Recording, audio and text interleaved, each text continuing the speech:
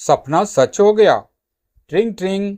Phone के alarm की कर्कश धुन ने रीमा को जगा दिया। उसने देखा 5 बज गए थे सुबह के। अलार्म बंद कर तकिया फिर मुंह पर रख लिया। एक नींद और लेना चाहती थी। अभी न्यूज मोड पर लगा रखा था तो अलार्म एक बार फिर 30 सेकंड बाद बज गया। वह बंद करने ही वाली थी, आवाज सुनकर बराबर में सोया मिंटू भी जग गया। मम्मा पानी पीना है। आंखें मचलते हुए मिंटू कसमसाया था। रीमा ने लाइट जलाकर देखा, कहीं उसने बिस्तर तो गीला नहीं कर दिया था। कुछ दिनों से बुखार के बाद आई कमजोरी से 4 वर्षीय मिंटू अक्सर बिस्तर गीला करने लगा था। आज बिस्तर सूखा था। वह मिंटू को पानी लेने चली गई। गलती से कमरे की लाइट जली रह गई। बाहर निकल ही रही थी कि 9 वर्षीय पूर्वी चिल्लाई, मम्मा यार लाइट तो बंद कर जाओ। बच्चों का शोर सुनकर अमित उठ बैठे थे। घड़ी देखकर झल्ला उठे। यार तुमसे एक बार में अलार्म से नहीं उठा जाता है तो अलार्म लगाती ही क्यों हो? जब तक सब सोते से उठ ना जाए तुम्हें चैन नहीं पड़ता। सोच रहा था कि अभी 1 घंटा और सोऊंगा। आज ऑफिस में प्रेजेंटेशन है। फिर भारी कर दिया था सुबह सुबह। रीमा ने घबराकर लाइट बंद की। मिंटू को पानी पिलाकर दोबारा सुलाया। हालांकि अभी आधे घंटे के बाद ही उठना पड़ेगा। स्कूल बस 7 बजे आ जाती है, लेकिन वह अभी उठाएगी तो दोनों बच्चे शोर कर देंगे। सोचती हुई रीमा दुपट्टा कमर में बंधाती हुई किचन में पहुंच गई थी। चाय का पानी चढ़ाना था। बाबूजी जग गए होंगे। बाबूजी को चाय देने के बाद तुरंत सब्जी काट उसने चौंक दी। 6 बजने को आए थे। यह मालती अभी तक क्यों नहीं आई? सब्जी चलाती वह सोच ही रही थी कि तभी माइक्रोवेव पर रखा उसका फोन गनगना उठा। फोन पर मालती का नंबर उभरा। कहाँ रह गई तू? अभी तक क्यों नहीं आई? रीमा आगे कुछ कहती उससे पहले मालती ने करहाते हुए कहा, दीदी इस कमीने ने रात मुझे भी फिर बहुत मारा है। अंग अंग टूट रहा है। आंखें जल रही है। आंखें यूं जल रही है कि तू रात भर रोई होगी। दोनों बच्चों की वाटर बोतल वाटर प्यूरिफायर कैसे भरते भरते रीमा बोली, हाँ दीदी क्या करूं? कल ही तुमने पगार दी थी और सारी की सारी ले गया। ऐसा कर मालती, मेरे हाथ तो खाली नहीं इस समय। तुझसे ज्यादा देर बात नहीं कर पाऊंगी। तू अभी थोड़ी देर में आ जाना, दवाई दे दूंगी, दर्द सही हो जाएगा। वह जानती थी कि मालती से ज्यादा देर बात और करी तो वह लेट हो जाएगी। मालती को थोड़ी देर बाद आने को कहकर वह वापस काम पर लग गई। तब उसे झाड़ू भी लगानी थी। अमित बिना पूजा करे ऑफिस नहीं जाता। झाड़ू लगाते लगाते वह दोनों बच्चों को उठा आई। शुक्र है घर में 2 बाथरूम है। दोनों को अलग अलग बाथरूम में छोड़कर वह आटा गूंथ गई। मिंटू के आवाज देने पर कि मम्मी मैंने ब्रश कर लिया है। रीमा झटपट से नहला आई। अभी मिंटू के छोटे होने से उसे डर लग रहा था कि वह बाथरूम में अपने आप नहाते पर खुद को चोट ना मार ले। मिंटू को यूनिफॉर्म पहना। पूर्वी को चिल्लाते हुए बोली, जल्दी से तैयार हो, बस निकल जाएगी नहीं तो। इतनी देर में अमित उठ गए। बेड टी की आदत होने पर वह सब काम छोड़कर उन्हें तुरंत बेड टी देकर आई। जानती थी अगर कहेगी कि अभी थोड़ी देर में लाती हूँ तो इतना लंबा लेक्चर सुनने को मिलेगा कि उसका पूरा दिन खराब हो जाएगा। तीनों के टिफिन लगाकर उसने जल्दी से पोहा चढ़ाया। नाश्ता कराकर तीनों को भेजकर उसने जैसे चैन की सांस ली। फिर उसे याद आया कि अभी बाबूजी को एक चाय ही दी थी। बस वह उनकी सुबह की ब्लड प्रेशर की एक दवाई और पोहा लेकर पहुंची। सॉरी बाबूजी, थोड़ी देर हो गई, वह धीरे से बोली। अरे बेटी अभी देर कहाँ हुई है? अभी तो 7 ही बजे हैं। तो परेशान मत हो।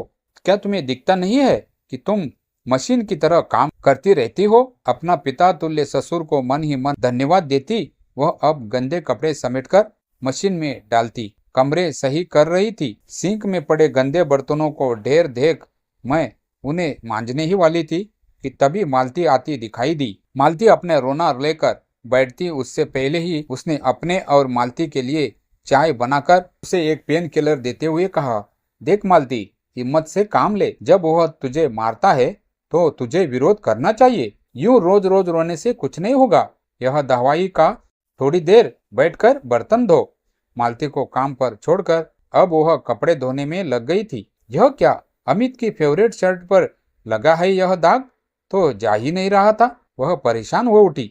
अमित की डांट सहन करने की क्षमता में धीरे धीरे खोती जा रही थी। तभी उसे अपनी वह बात याद आई तो उसने अभी मालती से कही थी। वह मन ही मन सोचने लगी, उसकी खुद की अंदर हिम्मत कब जागृत होगी। नहाकर जब उसने अपने आप को शीशे में निहारा तो जैसे वह खुद को पहचान ही नहीं पा रही थी। कहाँ गई वह अति सुंदर जिंदा दिल रीमा, जिसकी एक झलक पाने को कॉलेज का हर लड़का मरा जाता था। वह जिससे भी बात कर लेती थी वह समझता था कि मानो उसकी लॉटरी खुल गई होती थी।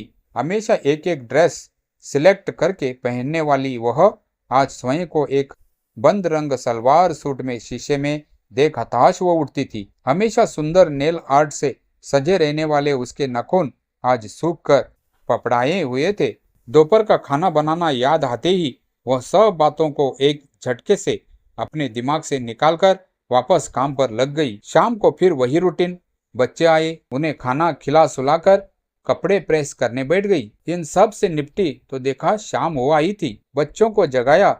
यह उनके नीचे पार्क में जाने का समय होता था। बाबूजी को व्हील चेयर पर लेकर वह उन्हें पार्क के चक्कर कटवाती थी। 1 घंटे बाद वापस सबको घर में लाकर उनसे बच्चों को दूध और अपनी और बाबूजी के लिए चाय बनाई। मालती आ गई थी और शाम के खाने में उसका हाथ बटा रही थी। होमवर्क करके बच्चे खाना खाकर सो गए। बाबूजी को भी उसने समय से खाना खिला दिया। रात के 10 बज रहे थे लेकिन अमित का अता पता नहीं था। वह खाने के टेबल पर बैठी इसका इंतजार कर रही थी। भूख से खुद उसका हाल बुरा था लेकिन वह जानती थी अगर खा लेगी तो अमित नाराज हो जाएगा। अमित 11 बजे आया, नशे में धुत। अरे तुमने खाना नहीं खाया? ऑफिस में पार्टी थी, वहाँ खाकर आया हूँ, कहकर वह सोने चला गया। बेमन से रीमा ने एक रोटी खाई। खाकर वह वही बाहर लॉबी में सोफे पर बैठ गई। अमित ने उसे प्रेम विवाह किया था। उसके समकक्ष पढ़ाई की हुई, वह योग्यता में उससे कई आगे थी। बच्चों के लिए उसे अपने करियर से विराम लेना पड़ा था और अमित करियर की सीढ़ी चढ़ता चला गया था। सब पुरानी बातें सोचती हुई वह वही सोफे पर सो गई। सपने में वह न जाने कहाँ विचरण करने लगी।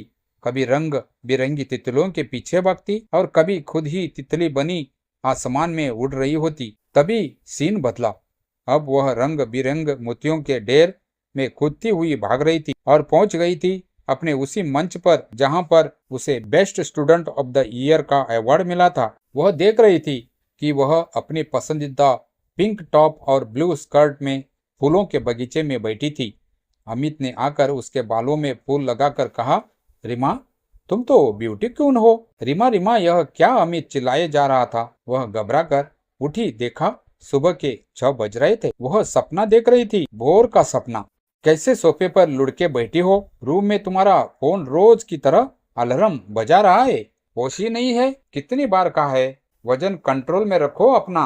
मोटी होती जा रही हो तो आलसी भी होती जा रही हो। अमित चीखने लगा था। शोर सुनकर बाबूजी बाहर निकल आए थे। अपना बेंत टेक कर धीरे धीरे वह भी रीमा पर चिल्लाने लगे। बाबूजी को भी चिल्लाते देख देख कर रीमा रोने को हो आई थी। अमित बाबूजी को सुना रहा था, आलसी तो हो ही जा रही है, घर में पड़ी पड़ी। अपनी फाइल निकाल और वापस ऑफिस ज्वाइन कर।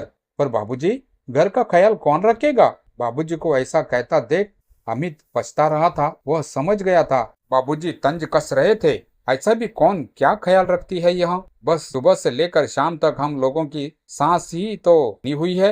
अब रीमा ने सहारा देकर बाबूजी को बिठा दिया था। सुबह नाश्ते के टेबल पर तय हो गया था रीमा अब से ऑफिस ज्वाइन करेगी। बच्चों ने भी बाबा का समर्थन किया। अब रीमा ने अपने अंदर आत्मशक्ति जागृत करके ऑफिस दोबारा ज्वाइन करने का फैसला कर लिया था। बाबूजी का कहना था कि अब बच्चे बड़े हो चले थे और वह आधे दिन बच्चों का ध्यान रख सकते थे। तय हो गया था कि सुबह सब ऑफिस जाती हुई थी रीमा का हाथ बंटवाएंगे।